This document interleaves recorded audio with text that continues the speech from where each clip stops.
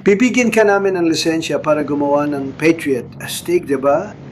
Pantaas ito ng antas at hakbang na pwedeng makatulong para matapos na ito. Ang pag-atake sa mga refinery ng langis ng Russia ay isang kinakailangang pag-eskala para mapabilis ang pagtatapos ng digmaan. Makakakuha ng lisensya ang Ukraine sa paggawa ng Patriot missiles. Handa ng isara ng Estados Unidos ang impapawid si Ukraine habang lumalala ang presyon kay Pangulong Putin. Labis na positibong ginulat ni Donald Trump ang mga Ukraino matapos ang pakikipagpulong kay Volodymyr Zelensky sa NATO Summit sa Ankara. Biglang nagbago ang pananalita ng Amerikanong Pangulo at nayon ay kumbinsido siyang kailangang dagdagan pa ang presyon kay Vladimir Putin. Kahit kumbinsido siya na gusto ng diktador ng Russia na tapusin ang bigmaan at di umano'y hindi sisirain ng kasunduang pangkapayapaan kung papayag si Volodymyr Zelensky. Inanunsyo ni Donald Trump ang planong pagbisita sa Ukraine sa ibang pagkakataon. Nagtanong din siya kung papayag si Zelensky na pumunta sa Moscow para makipagkita kay Putin. At idinagdag niya na tatawagan niya si Putin sa susunod upang iparating ang lahat ng kondisyon na inilatag ni Zelensky. Sa pribadong bahagi ng pagpupulong, inilabas nila ang mga ito. Зеленский на закрытой части. At dahil dito, isinusulat ng mga kaluraning media na hindi napansin ng marami na tinanggihan ng Ukraine ang planong pangkapayapaan ni Donald Trump na binubuo ng 28 puntos at bumuo sila ng sarili nilang estratehiya na naging epektibo at nayon ay labis na nagugustuhan ni Donald Trump. Pagkatapos ng pribadong negosasyon, inihayag ni Pangulong Recep Tayyip Erdogan ng Turkey na itutuloy niya ang suportang militar sa Ukraine at magpapatuloy sa paglalagay ng presyon kay Vladimir Putin upang himukin ang kapayapaan. Sa episode na ito, pag-uusapan natin agad ang resulta ng pagpupulong ni na Donald Trump at Volodymyr Zelensky sa NATO Summit sa Ankara at mga posibleng epekto nito. Ako si Alexi Pecci, sabay natin talakayin ang paksang ito. Pero bago tayo magsimula, hinihiling ko na mag-subscribe kayo sa channel, i-like ang episode na ito at mag-iwan ng kahit anong komento sa video na ito. Lubos akong magpapasalamat sa inyo para dito. Naisip ko na magandang pagkakataon ito para makita kami ni Pangulong Zelensky at makita kung ano ang magagawa namin. Sa totoo, magandang naging relasyon namin. Parang di ka panipaniwala, di ba? Mula Oval Office hanggang ngayon, palagay ko nakabuo kami ng magandang relasyon. At Hindi pa ito ang katapusan.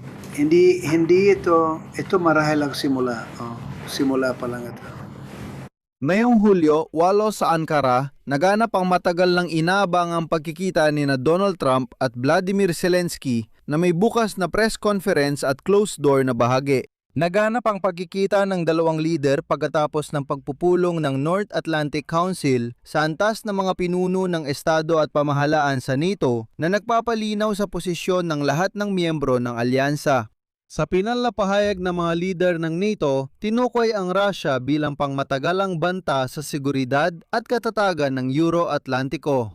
Para mapigilan ang mga banta, inihayag ng mga bansa sa alyansa ang mga bagong pagbili ng depensa na nagkakahalaga ng mahigit 50 bilyong dolyar at nangako rin silang palawakin ang kolektibong kapasidad sa produksyon upang mapabilis ang inobasyon sa kompleks na militar-industrial. Kapansin-pansin, lahat ng ito ay magaganap ng walang partisipasyon ng Estados Unidos na Amerika. Bukod pa rito, sa 2026 ang mga kaalyado, inuulit ko, ito ay mga bansa sa Europa at Canada, muli wala ang Estados Unidos, ay nangakong maglalaan ng 70 bilyong euro para sa kagamitang militar, tulong at pagsasanay para sa Ukraine. Isa pa itong karagdagang pakete. Kinumpirma ng miyembro ng alyansa ang kanilang kahandaang panatilihin ang katumbas na antas ng suporta sa 2027 rin.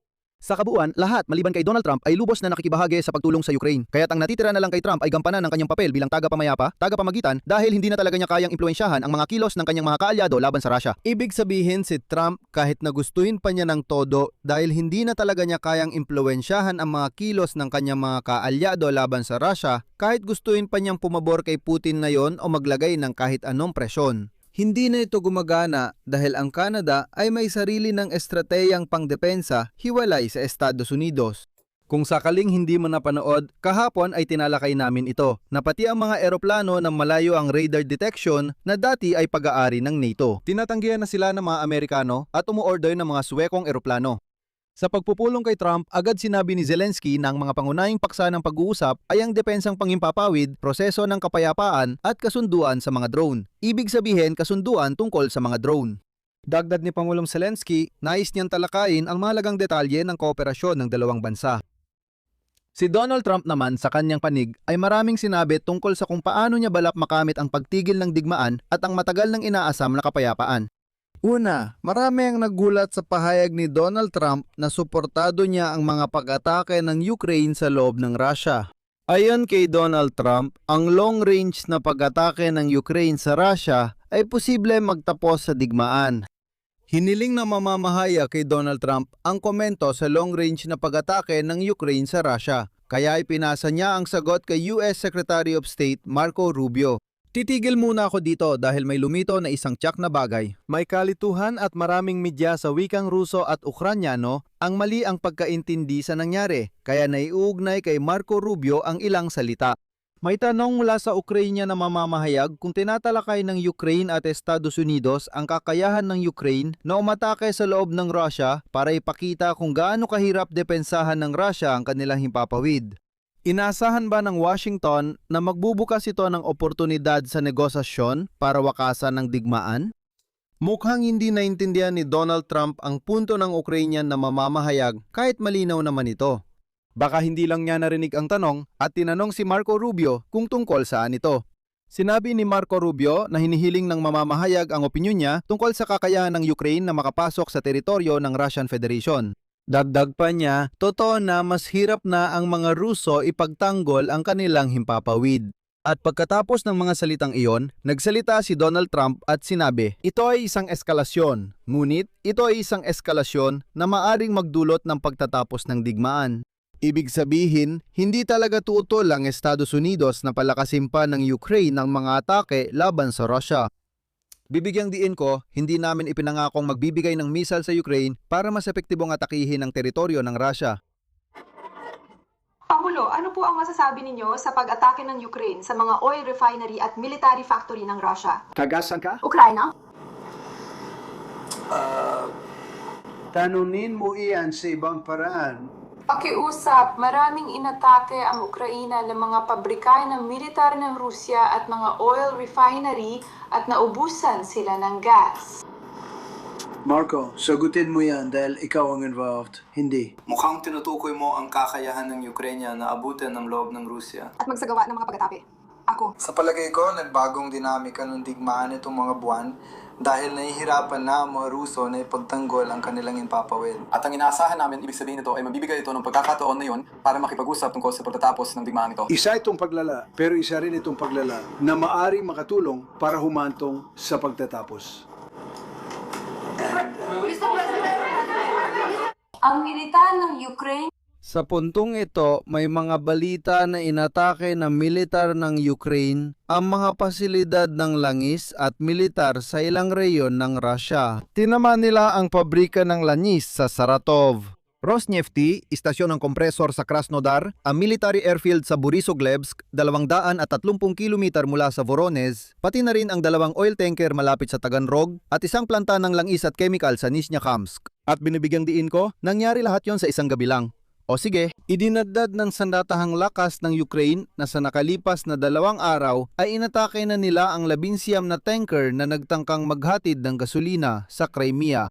Dahil dito, ginamit ng mga Ruso ang mga truck ng tubig at gatas para maitago ang paghahatid ng gasolina sa peninsula. Pero lohikal ang tanong dito. Pero patuloy pa rin ang pag-atake ng Russia at wala talagang panlaban sa mga pag-ataking ito, lalo na sa mga ballistic missile. Dahil sa kakulangan ng Patriot missiles, napipilit ang baguhin ng militar ng Ukraine ang taktikang pagpigil sa mga pag-atake panghimpapawid. Sinasabi na ng mga eksperto na ang Patriot ay inilipat na mula sa otomatiko patungong manual na operasyon. Ibig sabihin nito, ang Patriot, sa halip na otomatikong matukoy ang target at maglunsad ng 2 missile, ganito gumagana ang Patriot, ganito gumagana ang mga Patriot. Sa manual na mode, ang mga militar mismo ang naghahanap ng mga target at nagpapalipad ng hindi 2 kundi 1 missile lang para makatipid. Ang pangunahing dahilan ng pagbaba ng bisa ng pagdepensa ay ang matinding kakulangan ng mga missile para sa Patriot. O dito, muling sinumula ni Trump ang kanyang digmaan laban sa Iran at malinaw na nandyan na sila ngayon. Ang operator ng sistemang Patriot ang magpapasya kung aling target, at anong pagkakasunod ang aatakihin.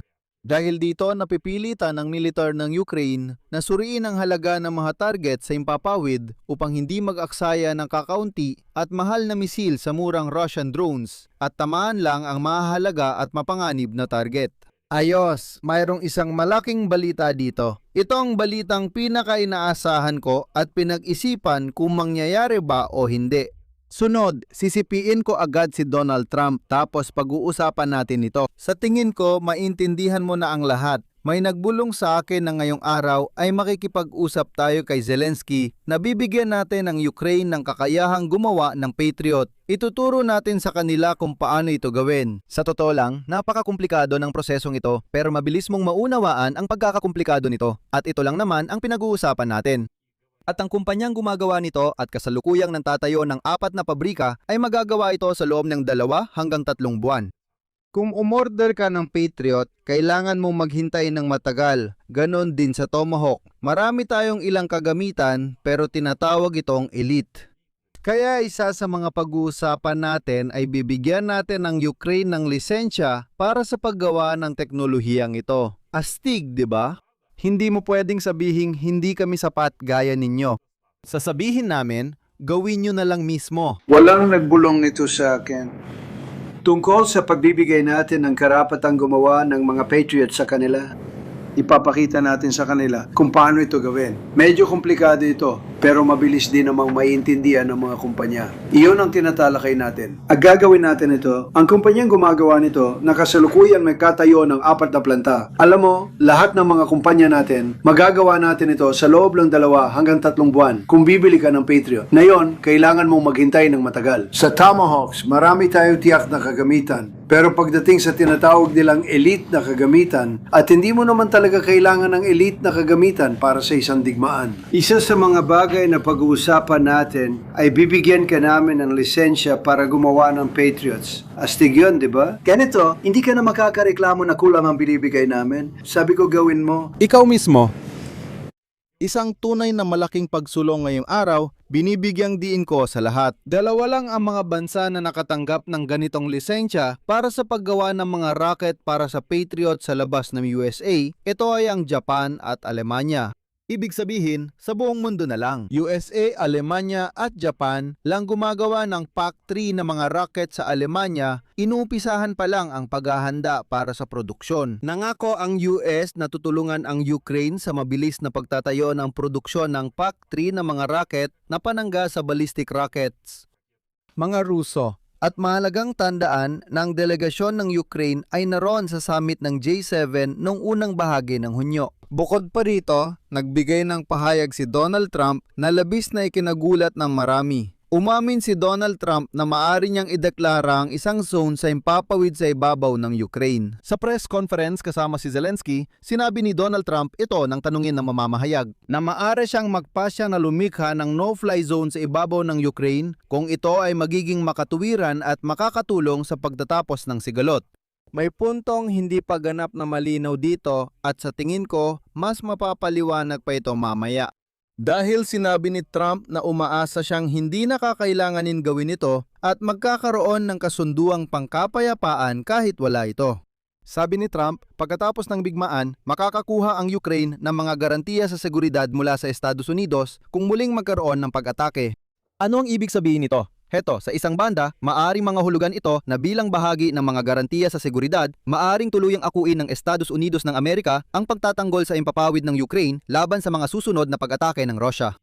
Ibig sabihin, hindi ngayon, kundi pagkatapos lang ng digmaan at bilang bahagi ng mga garantiya sa seguridad. Pero sa kabilang banda, pansinin ninyo ang retorika ni Trump na nagsasabing kung makakatulong ito sa pagtatapos ng sigalot, handa siyang ipahayag ang no-fly zone na ito. Tinutukoy nito ang pagsasara ng himpapawid ng Ukraine. Ito ang bagay na matagal nang hinihiling ng Ukraine mula pa sa simula ng malawakang digmaan. At dito, hindi pa rin lubos na malinaw kung ano talaga ang handa niyang gawin. Pero muli, nagugustuhan ko na ang mismong retorika. Ibig sabihin, walang matinding pagtutol o direktang pagtanggi. Pinag-usapan din ni Trump at Zelensky mga inisyatibang pangkapayapaan. Sabi ni Trump, tuloy ang trabaho sa kasunduang pangkapayapaan para wakasan ang digmaan, pero hindi raw madali ang proseso. Ikinumpara ng Pangulo ng Estados Unidos ang digmaan sa Ukraine sa suntukan ng dalawang tao sa parke at minsan daw kailangan hayaan mag-away ang mga sangkot. Pero hindi nabanggit ni Trump ang mahalagang bagay na tinututukan ng kanluraning media. At ang paboritong dyarya ni Trump, ang New York Post, ay tahasang nagsusulat na yon. Tinanggihan ni Zelensky ang plano ng kapayapaan ng Estados Unidos at inalok kay Trump ng bagong paraan para tapusin ang digmaan sa Russia. Mauuna na ako. Noong sinabi ni Trump na parang away lang ito ng dalawang tao sa parke at hayaan silang mag-away, hindi niya naintindihan na binigyan nga niya ng pagkakataon. Pero sa huli, binago ng Ukraine ang mga patakaran ng laro. Ayon sa New York Post, iniwan ng Ukraine ang 28 puntong panukalang plano para tapusin ang digmaan kontra Russian Federation. Dahil sa pagbabago ng sitwasyon, nagsisikap silang makakuha ng mas kapaki-pakinabang na kasunduan. Ipapaalala ko na ang tinutukoy dito ay ang 28 puntong planong pangkapayapaan na personal na itinulap ni Donald Trump matapos ang negosasyon kay Putin sa Alaska. Sa tingin ko, ilan na lang ang nakakaalala sa planong yon. Paalala lang, noong Taglagas, pinag-usapan natin ang 28 puntong planong pangkapayapaan. Naalala mo pa ba yon? Ganito kasi, kinikilala ng New York Post na tuluyang itinapon ng Ukraine ang planong yon at tuluyang binago ang takbo ng laro. At ito ang isinulat ng pahayagang New York Post, narito ang sipi. Naganap ang kawalan ng tatluhang negosasyon habang lumalakas ang posisyon ng Ukraine sa labanan. Ayon kay Embahador ng Ukraine sa Estados Unidos na si Olga Stefanishna, ito ay dahilan para mag-isip tayo ng mas malikhaing paraan sa pagtatapos ng digmaan. Tinuturing ng mga opisyal ng Ukraine ang pagkainis ni Trump kay Putin bilang pagkakataon para bigyang presyon ang Kremlin na itigil ang digmaan. Isang kausap ng publikasyon ang nagsabi ngayon ay tututok sila sa bagong taktika ng presyon para piliting muling pag-isipan ng Moscow ang kanilang posisyon. Ngayon, sa mga hallway ng NATO Summit, inamin ng mga diplomatang Europeo na noong G7 Summit halos isang buwan nang nakalipas, halos nakiusap ang mga lider ng Europa kay Trump na ituring ang Ukraine bilang estratehikong asset, hindi pabigat. At ayon sa publikasyon, bukod sa pagtigil ng digmaan, pinaniwala ring na yon ni Zelensky si Trump na ang Ukraine ay naging kailangan para sa pangmatagalang seguridad ng NATO. At heto na ang unang resulta. Mayong araw, inanunsyo ni Donald Trump na bibili ang Estados Unidos ng mga drone mula Ukraine. Narito ang kanyang sinabi. Bibili tayo ng kanilang mga Ukrainian na drone. Gumagawa tayo ng mga drone, gumagawa tayo ng magagandang drone, pero sila ay may kakayahang gumawa ng mga ito sa malaking bilang. Ibig sabihin, inamin na rin ni Trump na may magagandang drone ang Ukraine at bibili nito ng mga Amerikano para sa kanilang hukbo. Bukod pa rito, tinawag ni Trump si Zelensky na halos pinakamahusay na katuwang. Isa pang sipi. Sa tingin ko, tamang oras na para makipagkita kay Pangulong Zelensky. Maganda ang relasyon namin. Mahirap paniwalaan, di ba? Mula pa noong panahon ng Oval Office, maganda na ang relasyon namin. Simula pa lang ito, malaki ang kinabukasan ng bansang Ukraine. Napakaganda ng lupain, napakaganda ng mga yaman, at napakaganda ng mga tao rito. Totoo, pagkatapos ay nagdandag si Trump. May konti kaming interest dito, alam mo, kasi may lupa kami rito na may mga mineral. Akin talagang hinihintay ang pagkakataon na magamit ito sa tamang panahon. Ang ibig sabihin, tandaan ninyo, tungkol ito sa kasunduan ukol sa rare earth metals at sa pangkalahatan mga mineral na matatagpuan sa Ukraine. Ito ay isang consortium para sa pagmimina ng mga elementong ito.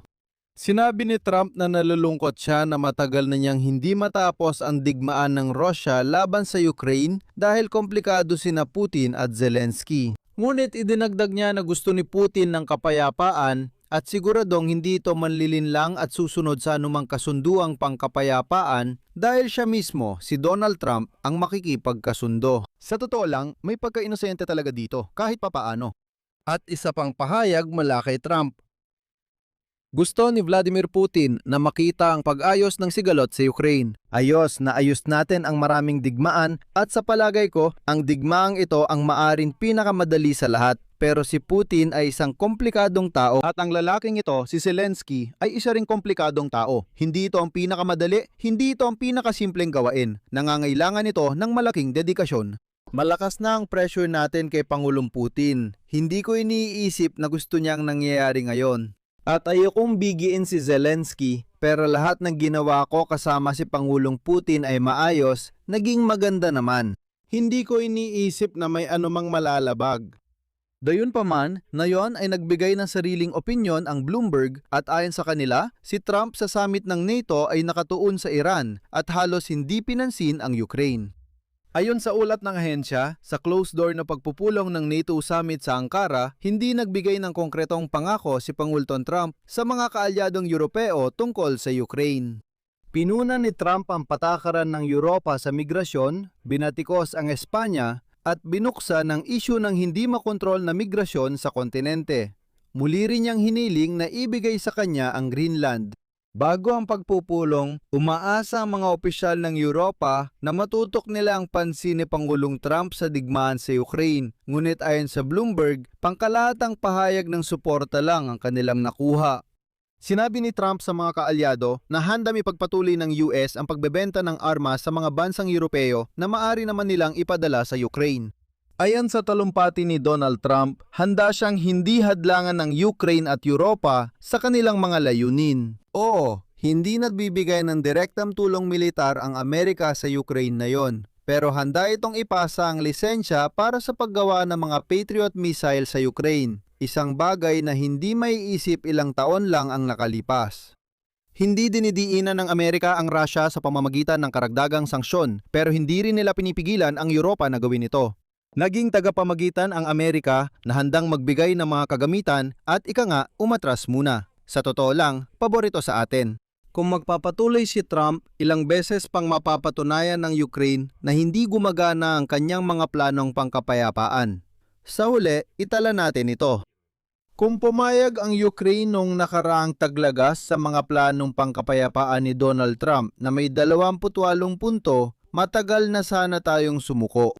Hindi pumayag ang Ukraine, halos limot na ang plano at inamin ni Trump na may baraha ang Ukraine. Inuulit ko, nangyari lahat ito nang walang tulong ng Estados Unidos. Pero hindi dapat balewalain ang nagawa ni Trump sa summit dahil may ilang palatandaan na may impluwensya pa rin siya sa proseso. Halimbawa, inihayag na yon ni Pangulong Recep Tayyip Erdogan ng Turkey na balak niyang gamitin ang mga channel ng Turkey upang hikayatin ang Russia na maghangad ng kapayapaan.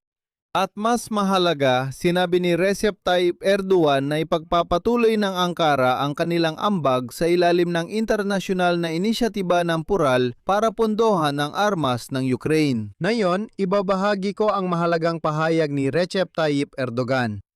Kaisa kami sa mapayapang pananaw ni Ginoong Trump sa digmaan sa Ukraine. Suportado ko ang inisyatiba ng paggawa ng listahan ng pangunahing pangangailangan ng Ukraine. Bilang karagdagan sa suportang militar na ibinibigay namin sa Ukraine mula sa aming sariling pambansang reserba, ipagpapatuloy din namin ang aming ambag sa pamamagitan ng pag-akses sa Pural. Sinusuporta namin ang Ukraine at hinikayat din ang Russia na maghanap ng kapayapaan gamit ang aming mga channel ng komunikasyon. Pinahahalagahan ko ang matatag na posisyon ng kaibigan kong si Ginoong Trump. Tulad ng nakikita ninyo, maging ang Pangulo ng Turkey ay naghayag ng malinaw na posisyon tungkol sa Ukraine, salamat din sa ginagawa ng Pangulong Trump ng Amerika na tinatawag ding kaibigan at kasama si Erdogan. Sa kabuuan, dito ko na muna tatapusin. Sa susunod na episode, magbibigay ako ng buod ng NATO Summit sa mas malawak na konteksto, hindi lang tungkol sa digmaan ng Russia laban sa Ukraine dahil marami pang dapat pag-usapan. Kaya mag-subscribe kayo sa channel, i-like ninyo ang episode na ito at i-click ang kampanilya para makatanggap tayo ng mga abiso kapag may bagong episode na lalabas sa YouTube channel na ito. Ngayong araw, tatalakayin ko rin ang muling pagsiklab ng bigmaan sa pagitan ng Estados Unidos at Iran matapos diretsong sabihin ni Trump na tapos na ang negosasyon. Ipinahayag ng Iran na umatras sila sa negosasyon at opisyal niyang nagbabalik ang digmaan. Sige, maglalagay na muna ako ng 3 tuldok. Isulat ninyo ang inyong opinyon sa mga komento. Mag-subscribe kayo sa channel, yun lang para ngayon. Ingatan ninyo ang inyong sarili. Paalam sa lahat.